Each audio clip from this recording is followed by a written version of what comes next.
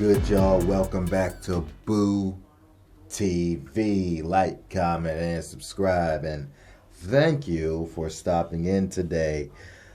I watched both games for the NBA opening night. Celtics versus Sixers, Lakers versus Warriors. Um, and this is about the Sixers versus Warriors game, or Sixers versus Celtics game. I I mentioned in a previous video, I've never been a believer in the 76ers ever, especially over the last couple years. It seems like every year people are high on the 76ers for some reason. And year after year after year, they disappoint.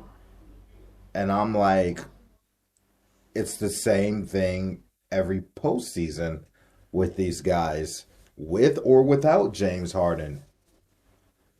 And once again, this year, a lot of people are really high on the 76ers.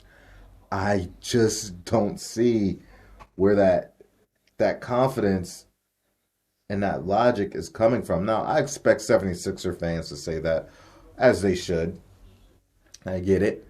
But this team just don't got it, and I don't think they ever will have it.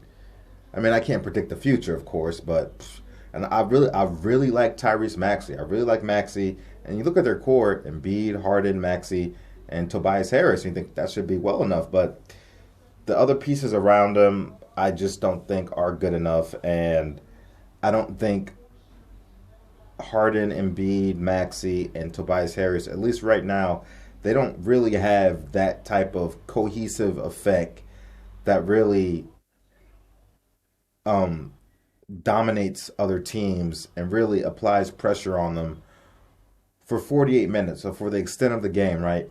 For me, it seems like with the Sixers, like they're usually in it, for the first half, a little bit of third quarter, and then it's just they have nothing else left a lot of the times, and then I don't know,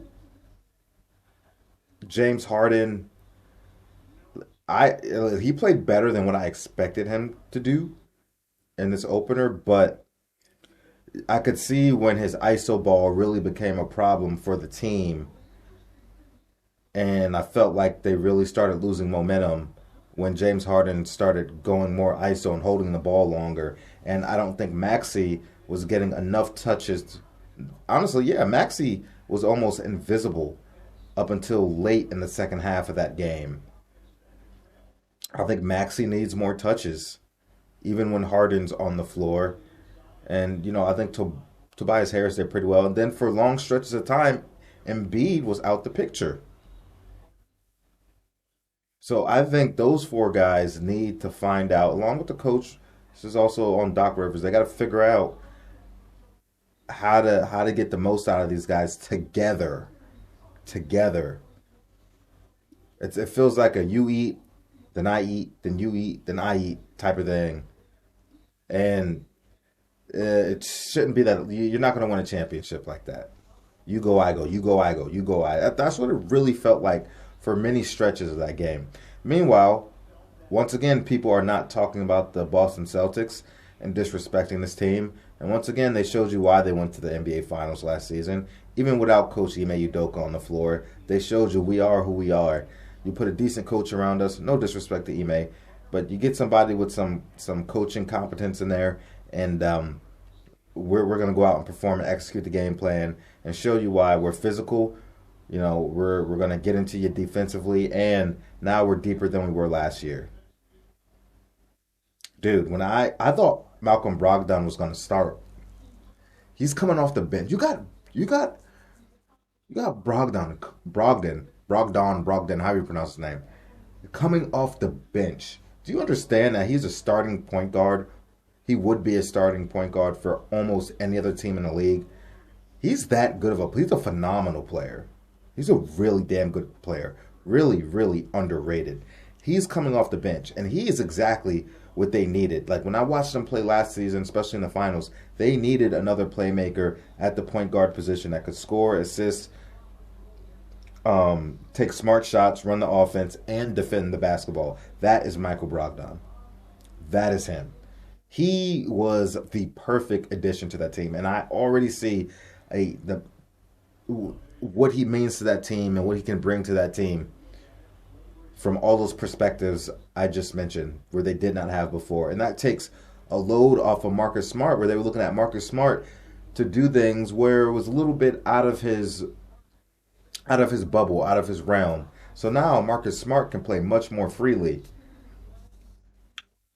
with Malcolm Brogdon, man. And I like the addition of Blake Griffin. Not, you look at the box score, it didn't seem like he did anything, but his intangibles, his physicality, his energy, his effort, he was a great fit for the team as well. When they get all the way healthy, they're going to be scary. And I feel like as good as Jason Tatum was last year, I feel like from what I've seen, in just a small sample, one game, I don't expect him to regress. He looks even better than he did last season. Same thing with Jaylen Brown. He looks even better. This Celtics team is for real. The Celtics team, if they didn't make you a believer before, I'm telling you, they are for real. And the only thing standing in their way is health, Giannis Antetokounmpo and the Bucks, and maybe, big maybe, on the Brooklyn Nets if they can get it together. But outside of that, I don't think anybody's standing in the way of the Boston Celtics in the Eastern Conference. The Celtics are for real. The Celtics are for real. Mm. Mm-mm-mm. They play as a unit. They're tough. They play defense. They get in your face. They can shoot. They pass the ball well. They finish at the basket. Everybody knows their role. Everybody gets along. Yeah, outside of Milwaukee and maybe a Brooklyn Nets if they get their shit together, nobody's standing in the way of Boston outside of that. Not Miami. All respect to Miami, but you don't got enough Miami. You don't got enough for the Celtics team. Sorry. Philadelphia, I already told you what I think about Philly. Hell no. And anybody else, that's a hell no. That's a big hell no. The Celtics team is for real, man.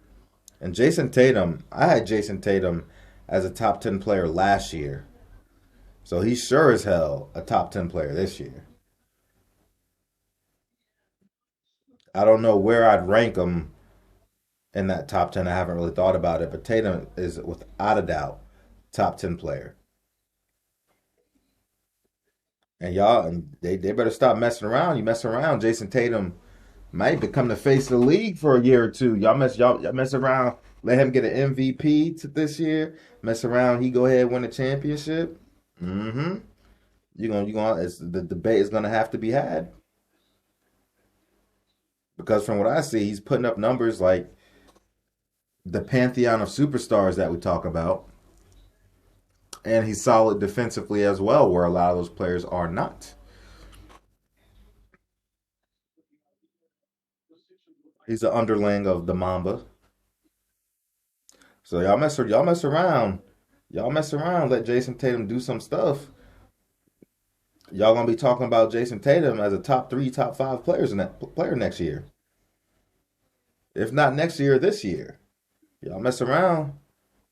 Let Jason Tatum come for that throne now. Be careful. I said it here first. Be careful. Be careful. Cause that boy for real. That boy for real. That boy for real. Anyway, that's all I gotta say about it. Let me know what you think about the Philadelphia 76ers. Let me know what you think about the Boston Celtics. This Celtics team is for real, man. They're super deep. They're solid. They're solid. Let me know. Do you agree? Do you disagree? I would love to hear your opinion. And be safe out there. And I'm just happy basketball season is here. Take care, y'all. Be safe. I'll catch you on the next one. We out, baby.